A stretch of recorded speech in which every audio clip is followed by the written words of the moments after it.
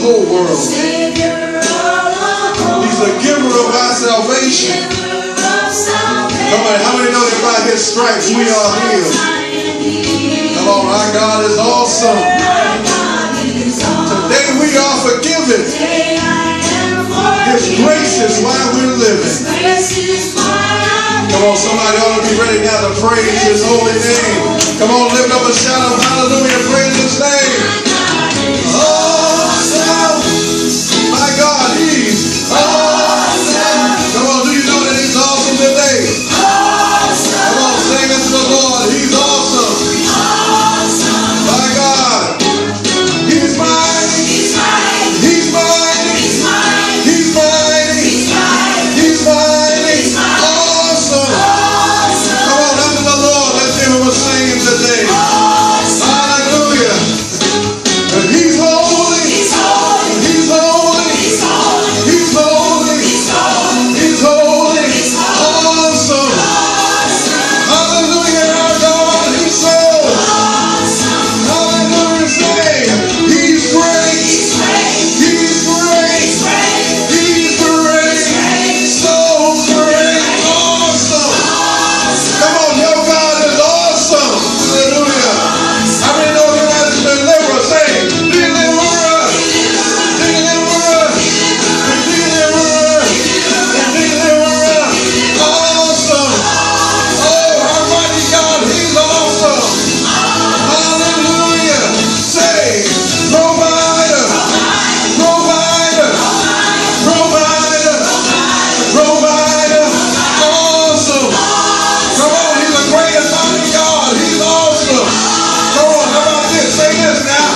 A protector. A protector. A protector. A protector.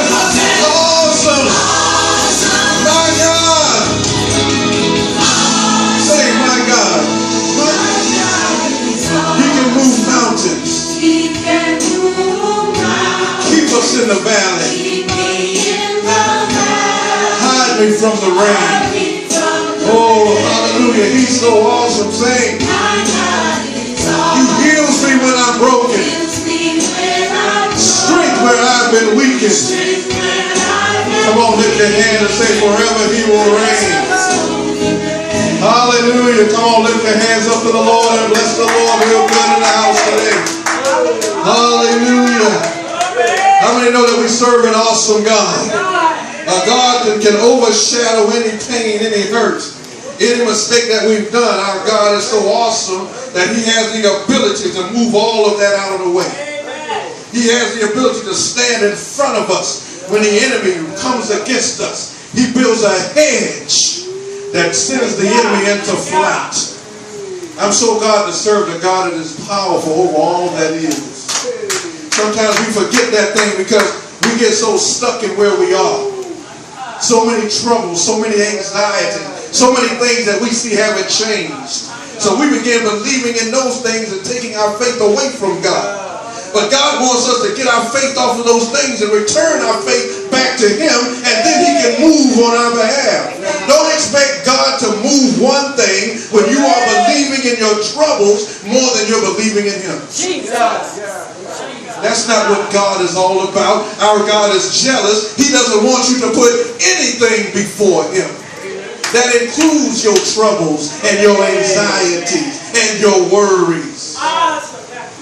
See, we got out of sync with this thing, see. We think it's all right to feel bad because we felt bad for so long, but the devil is a liar. God did not create us to feel bad, be sad all the time, be mad about what we ain't got all the time. That's not what God created us for. That's a trick of the enemy, and we have settled for that. But it's time to break up the lie of the enemy and start back believing on God's truth. You know, we understand we hit hard times sometimes, and sometimes them hard times stay a little while. They don't just disappear in a 24 to 48 hour period. Sometimes it takes a while. But God is watching you to see what you're going to do when it get past the 7-day mark. Are you going to continue to believe by him, or are you going to start walking away and stepping into the thing that's trying to pull you from him? And that's what happens. We start walking away from God. We inch back, inch by inch. See, we're not bold enough to just jump on in that thing, so we take it inch by inch. And before we look, we become consumed in that thing, and faith is gone. Now we're living in the possession of the enemy. But God wants you to break free of the enemy today and get back into the level of faith that you need to be restored so that he can impart upon you the things that you truly need from him. Don't get mad at God because you believing in your light bill more than you believing in him. My God, yeah. It's time to step our faith up, our faith game, as the young people say, our faith game up. And start making this thing raise up to another level now. You understand? We should be seeing healing in the church. We should be seeing devils cast out. We should be seeing bondages broken, generational curses lifted off of people. It's time to start seeing the return of the anointing of the Holy Spirit, not to make us shout, but to make us be free. Now I understand we want to feel good. We like to dance a little bit. But dance after you got your deliverance.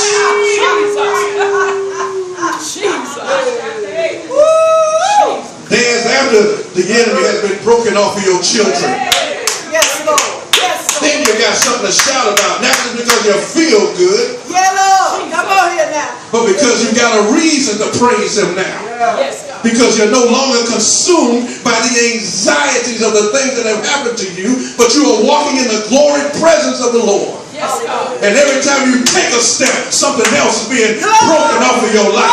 Every time you take a step, another child is being saved in your family. Jesus. It's time to walk out on this thing now. We've been messing around with it too long, being holiness cute. Holiness is ugly because holiness comes to fight. Holiness comes to tear some stuff up. Yes, God. Jesus. Hey. You can't break a prisoner free being cute. You got to come in that thing ready to fight. Yes, God. Ready to kill if you have to. Ready to cut some stuff up. My God. Hey. All right. Hallelujah. It's time for us to be different. Yes, to be more than we've ever been. Yes, Lord. Because this is a time today people in the streets need us more than they've ever needed us before. Yes, God. This is a time where the enemy, do you know that this thing here, a tablet over there, that tablet, the enemy is able to work through the tablet to deceive our children? Yes, God. There's all kinds of tricks that the enemy has now because of technology. But the saints of God are still sitting in the church when the music plays and shouting and ain't getting nothing. Ain't nobody breaking free. Jesus. All they doing is breaking heels, having to buy a new pair the next week. Jesus. And ain't nothing wrong with shouting and feeling good. God bless that. Because sometimes you need to praise your way through. We're talking about that. Yes, God. But sometimes you need to gird that thing up and say, okay, I ain't trying to shout right now. I'm trying to get some deliverance from the anointing of high. I need my children saved and set free. I'm watching children getting killed in the street every week, and I refuse to let the devil take one of my children or my grandchildren. Jesus. And I'm ready to fight. I'll look cute tomorrow. But right now, I came for war. Yes, God. My God. Got all kinds of people talking to all kinds of religions. And the Bible warned us about these things, all the religions that would come up, all these false doctrines. How we would even have trouble sometimes walking around with our own Bible because there's so much unfaith and doubt in the world. But in the house of God, you have no fear. You stand up firm in what you believe in. And the stronger the devil gets, the stronger you get. Because he can't out-strengthen you, because your strength is coming from God. And God is his creator. And if God is supplying your strength, why are you worried about what the devil is doing? He has no power over you. You have power over him. You just ain't using it, but you got it. Every time he comes in your presence, you ought to slap him. Just for having the audacity to try you again. You ought to reach down. See, all of y'all should realize that this word of God is your strength and it's in your heart now. Y'all are veterans for the most part. We're veterans in this thing. Yes, God. Whenever the enemy comes, we don't play with him. We take that word and knock the hell out of him. Yes, God. Jesus. That's what we're supposed to be doing. Stop being cute with the enemy. Because while you're smiling, he's pulling you on back. He's pulling you on back. While you being nice, he's pulling you on back. Pulling you on back. And the next thing you know, you start to look like him instead of looking like your God. Yeah, Jesus. My God. It's time for us to get serious and real in this thing. All right, sir. Let's go to Genesis 32. Genesis 32. And I want somebody, when you get it, to read 24 through 26 for me. Genesis 32, 24 through 26. And Jacob was left alone, and there wrestled a man with him until the breaking of day. And when he saw that he prevailed not against him, he touched the hollow of his thigh, and the hollow of Jacob's thigh was out of joint, as he wrestled with him. And he said, let me go, for the day breaketh. And he said, I will not let thee go, except thou bless me. Amen. Hallelujah. We ought to love this story. Yes, God. At verse 24.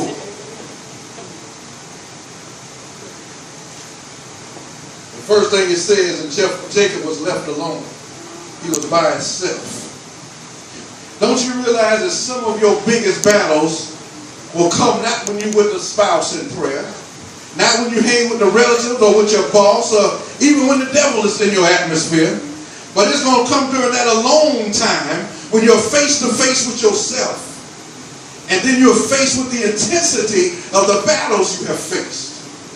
The decisions you've made. You have a lot of self-reflections about the failures and wondering why you're no further than where you are. And you're standing at the crossroads from being courageous and pushing forward, or being full of doubt and being stagnant, or stay where you are. Decision-making time. We call it your transition time. We've been talking about that a lot. These are times when you begin to ask yourself, am I worthy? Am I capable? And when it comes to the church, you start asking yourself, is this even for me? Because you are at a crossroad in your life, because the battle is about to get hard, because it's time for you to go to work. And God has to put you in the battlefield so that you can have some victory over the enemies of your past, to keep you separated and keep them from coming back to haunt you. The hardest battle that we face, facing the insecurities of these bastard harvests that we birthed out of these bastard seeds we've allowed to be planted in our spirit. Seeds out of sin and bad actions, and we pick up Satan's personality. I mean, when I say Satan's personality, we start reflecting him more than reflecting the image of our God in our lives. Because now when every time somebody sees us, we sad, we broken, or we mad, talking bad. We're reflecting Satan's image and wondering why we're not having any progress in our lives. You need to look in the mirror. See who you're reflecting in, and take honest looks at yourself. I say it all the time. If you can't be honest with nobody else, please be honest with yourself. Because if you can't be honest with yourself, you might as well go ahead and sign your ticket to hell, because that is where you are determined to go. Oh my God. It's a hard battle that we wrestle against.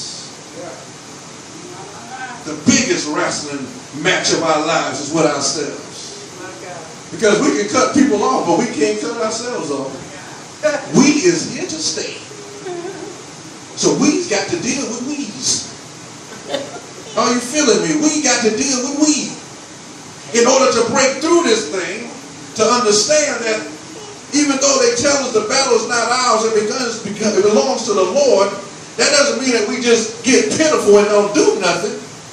It means that now the Lord is there, but he has enabled us to be in the midst of the battlefield. He has armed us with the right weapons. He has given us the strength and the wisdom to do battle. Now it is upon us to take charge and the authority of where we are and do what we're supposed to do. 25th 8th verse. And when he saw that he prevailed not against him, he touched the hollow of his thigh, and the hollow of Jacob's thigh was out of joint as he wrestled with him. Yeah. This wrestling thing. How many know you wrestle with yourself a lot? Yes, Lord. All the time. You wrestle with yourself. And it's not by chance that the scripture uses the term wrestle and not fight. And let me tell you how I learned this thing. You know, my son's in karate class, so, you know, they were offering a little free thing for a while for the fathers to do at the Father's Day. So I started going, taking a little class or whatever, you know, thinking I'm getting strong and all that kind of stuff, you know. Thinking I did lose a little bit of weight. Praise God for that. But in this class, they have what they have is a sparring session, which they call the fight session. Now, in the fight session, you use mostly your hands and your feet. They teach you different techniques. You know, it's a little finesse type thing.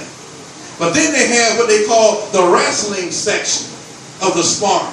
And this is when you are in close contact now, and you are grappling, and you are struggling with that person, and you're trying to get the advantage over them. So in this scripture, when it says he wrestled with him, it means that he was into close contact with him. And what happens is in our lives, we get in these situations, we have to wrestle some of these things out of our lives. We have to get in close contact with these things and go through the struggle and show our strength. Because in wrestling, you're in the trenches now. You're not standing up looking cute and kicking. You down there on the ground and you rolling.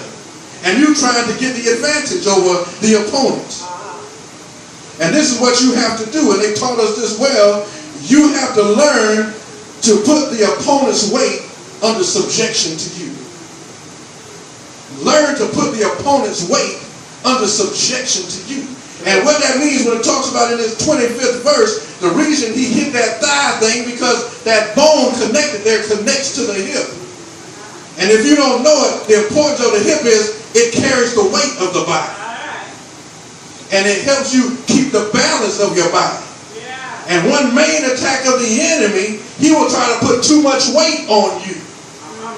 And if you don't know how to balance your life and use your strength in God to handle the weight the enemy is putting on you, you will give in to that weight.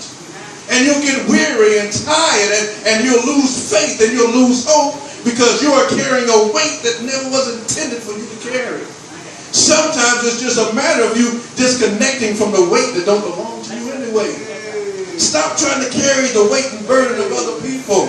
You pray for them. You give them instruction, but you don't take their weight and carry it with you. That's not what God intended for you to do. That's God's job. Your job is to lead them to what God has said for their lives. Give it to them and get out the way and let God work. Some of us are falling and failing right now because we love family so much. We cry over them so much.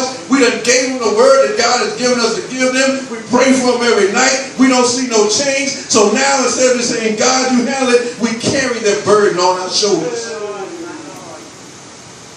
And now can we not only break free from what we need to break free from, but we can't break free from their stuff either. So we are living a life of double jeopardy when God never intended for it to be like that. You've got to learn how to break free of the weight which so easily besets you. And I ain't talking about sin. I'm talking about the weights of other people. Let's get specific about this thing today. The weights of other people that don't even belong to you. I can guarantee that every person in here got enough weight of your own that you don't need no extra help from nobody else on your back. Think about the people you're praying for and you're concerned with. And this might sound crazy, but think about your own weight that you walk around with. Sometimes you get tired of carrying that weight and need to sit down a little while. But now think about it. The first 4 people you're praying for and worrying about, you just bend over and let all 4 of them pile on your back and you try to walk around with them 4 people on your back. How far do you think most of us won't be able to make a step? Well, spiritually wise, it's the same concept. When you continue to put other people's weight on you and try to carry other people's weight, it burdens you so heavily you can't make a step spiritually wise. So we've got to learn how to differentiate between giving a person their word, praying for them, and then taking on their burden because of them. Because they don't change is not your reason to take over that burden, because God will not forgive their sin because you ask for forgiveness. It is always up to them. Yes, sir. Yes, sir. This wrestling thing, our main cause of defeat, taking on weights that were never ours. They teach you how to take somebody else's weight and use it against them. You understand? Now I'm talking about the devil. You can take the devil's own tactics and use against him. Because see, the only thing the enemy is doing is he's trying to use God's good in a bad way. So what he'll do is he'll take things that were meant for good and try to discourage you with those things. The enemy don't create anything. He steals. He steals. That's why it is upon us to recognize what is it that he's trying to steal. And then you can step back into alignment with what God originally had planned for that thing and use that very thing against him. But you do that by studying this word, knowing who God is, and you do it by staying on your knees, being sensitive to what God is saying. If you lack in any one of those two areas, you will not be able, you will not be capable of using the enemy's own tactics against him, and he will have success against you. That's where the touch comes in. He said he touched him. Threw everything out of sync. Threw them all out of balance. That's why the enemy sends to you the person or people he sends to you. Because he's trying to touch your hip and throw you out of balance, spiritually wise. He's trying to touch that place that keeps you in balance with God. Get you out of balance so you stop praying right. Now your prayer life is out of balance. You stop worshiping right. Now your worship life is out of balance. You stop witnessing to others right. Now your witnessing is out of balance. We've got to understand the tricks of the enemy. He does not want you to live a spiritually righteous, balanced life. Because he knows that when you are stepping fully in the righteousness of God, that's when no weapon formed against you shall prosper. Because there's no demon in hell that can be successful against a balanced man or woman of God. Amen. Because you have too many weapons at your disposal to defeat the enemy.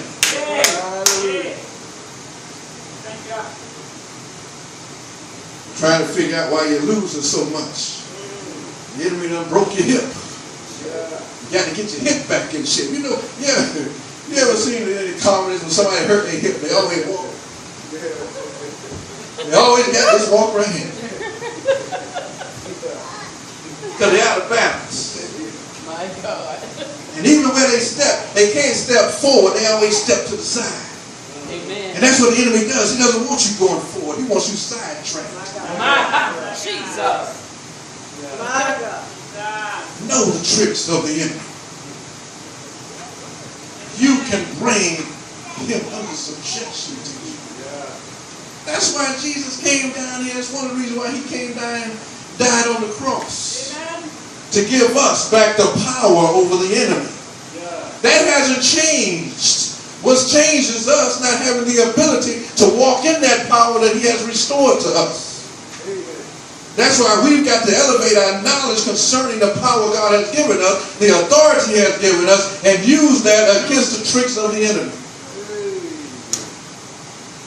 Get your wrestling technique down.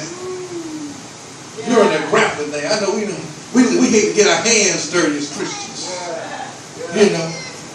But sometimes you got to get on in that thing and you got to really fight that thing. Instead of praying for 15 minutes, you got to pray for 30 now. Instead of reading one scripture, it's time for you to read the whole chapter. You got to get down there in the trenches now.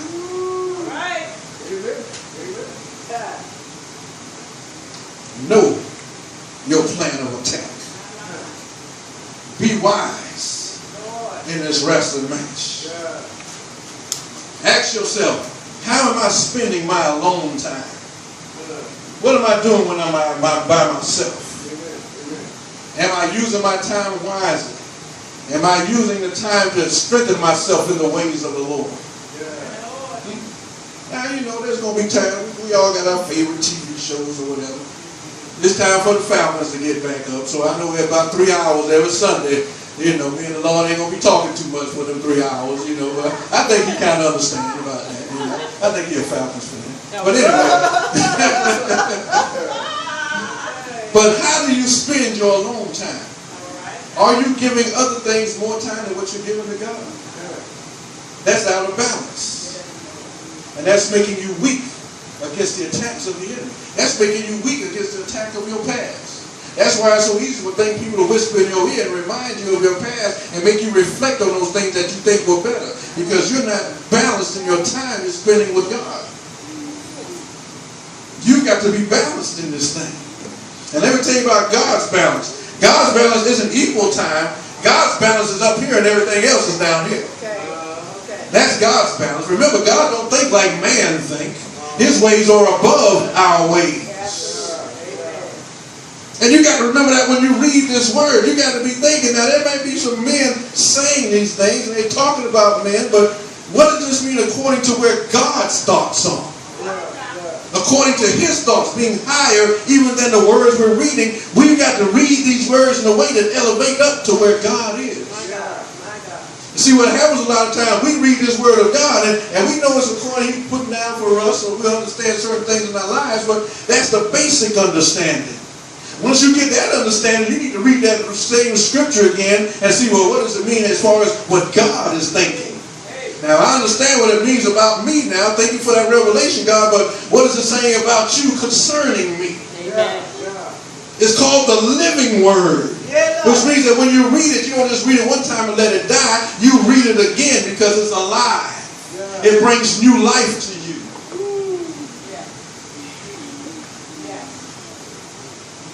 We have the ability to put all those things in the past behind us. All of the defeats, the resentments, the mistakes, the bad decisions we've made. Even the victories that the enemy has had over you in your life, because he's had a few. But you can put those things behind you. All the backstabbing friends and relatives and the so-called friends, you know, and abuse of love, all the things that you've done. All these weights, you've got to shift and put them under subjection to your authority. We don't forget those things. They never go away. They're always there, but what you do is you put them under your authority and you don't let them control you any longer. Most of the things, I'll say most of the things, about 99% of the things that we've experienced in our past, God can use for our good if we learn what God wants to do with those things.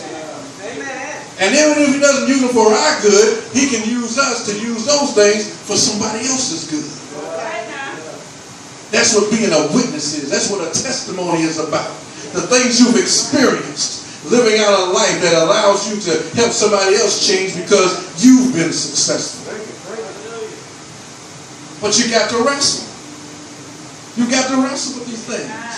You can't be cute with it. You got to wrestle with it. You got to get it under subjection to the authority God has given to you. Look within yourself. Look within yourself and say like this man of God say, man, I'm not going to let go until God, you bless me. I'm going to wrestle with this thing. And I'm not going to let this thing go, Father, until you told me you are victorious now. You're ready for your blessing now. You're ready for the release now. Look within yourself. Stop looking outward in expectation and shift your mindset to the transition that purifies you to another level. And you'll find that everything you've been looking for, God created you with it from the first place.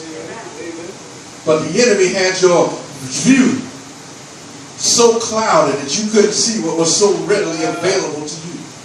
It's like what the prodigal son's father told the son that stayed at the house.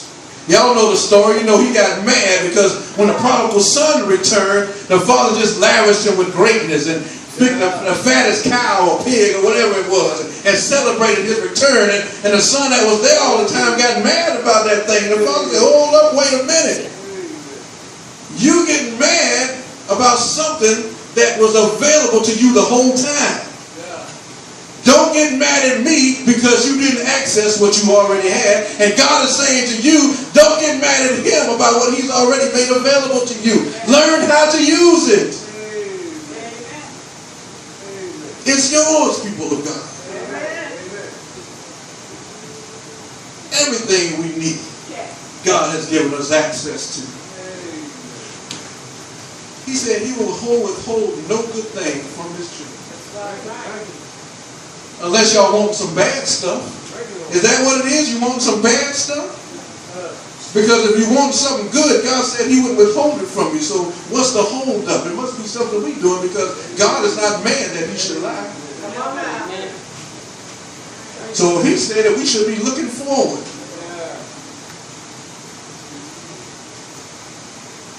Let me drop down to the 30th verse. I thought this was interesting. It says in the 30th verse, and Jacob called the name of the place Peniel, for I have seen God face to face, and my life is preserved. Now this is the thing. God created man in his image. So that when man returns to a place of righteousness in God, and he looks at himself, he should see what? The reflection of God.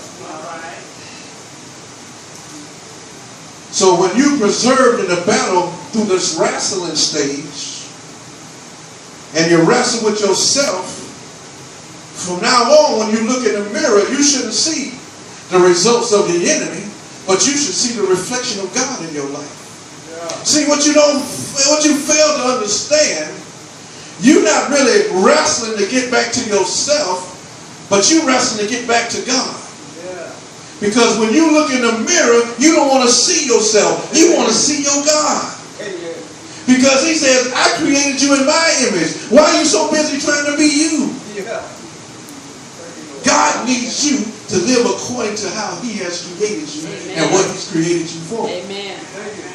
That don't align with any other man on the face of the earth because each and every one of us is unique.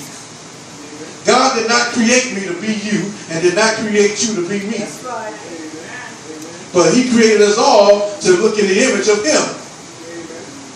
You understand? So when we're wrestling this thing, when we're putting up a fight to overcome all these obstacles in our life and we look in the mirror and still continue to see us, we got some more wrestling to do. Yeah. Because we must decrease what? So that he will increase. God wants you to know how powerful you are on this earth. Yes. Who he created you to be. He wants you to know this. And we've got to know who we are in the wrestling stage of our transition. Because that's when it gets downright tough and dirty. That's when we come face to face with everything. Everything we've done, everything we're fighting right now, everything we want to be. Everything somebody said about us. Every time somebody has hurt us. Every person we resent. Every person we love too much. Every person's burden we try to carry. In this wrestling stage, we come to face with all that stuff. That's why we cry so much in this stage. That's why we resist this stage so much. Because we resist the pain before we truly receive the power.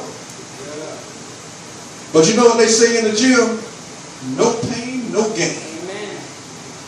You got to push yourself in this wrestling stage if you truly want to be successful in this walk with God. Now, if you just want to be mediocre and just so-so and just live your life, sometimes up, sometimes down, sometimes win, sometimes you lose. If you want to live a lifestyle like that, then don't push. Just show up. But if you want to live by the power which God has created in you, you got to push this thing.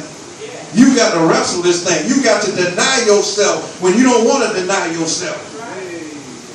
That's the trouble I have with fasting. My wife will tell you, I fast, but it ain't never been no great fast.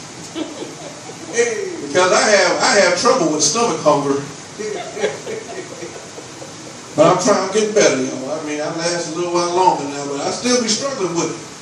And I struggle with it because I feel like in this wrestling stage, somewhere in this struggle, I'm going to get success. Okay.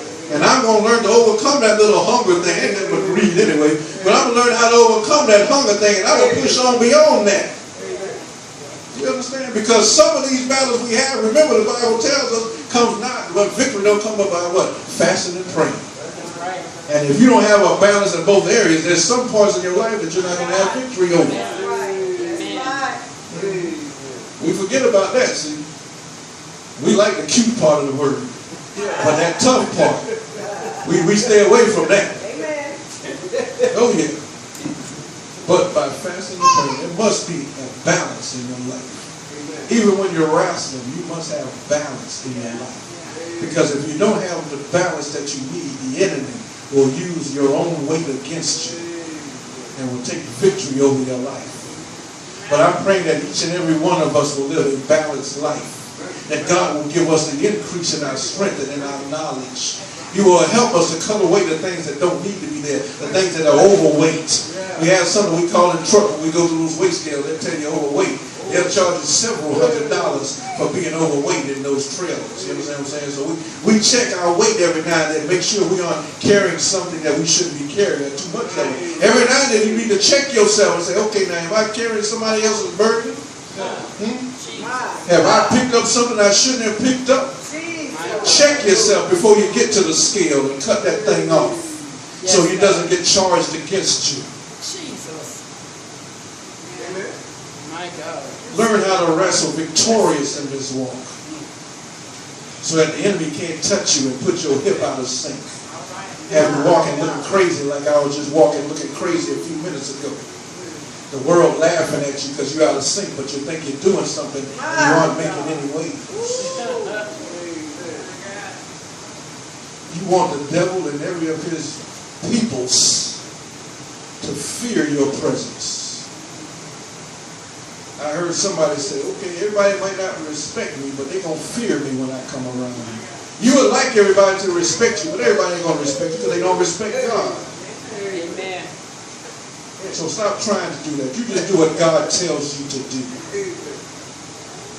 And let the chips fall where they may. Come on, give God a hand. Let's bless the Lord in the house. There's a part we're going to go today. Come on, bless the Lord. Let the chips fall where they may. It's time to wrestle strategically. Strategically. And in order to wrestle strategically, you got to know what you're doing a little bit. You got to know what you already carry and know what you're carrying excessively, too much for. So I encourage you today to look at that image, your self-image, and be honest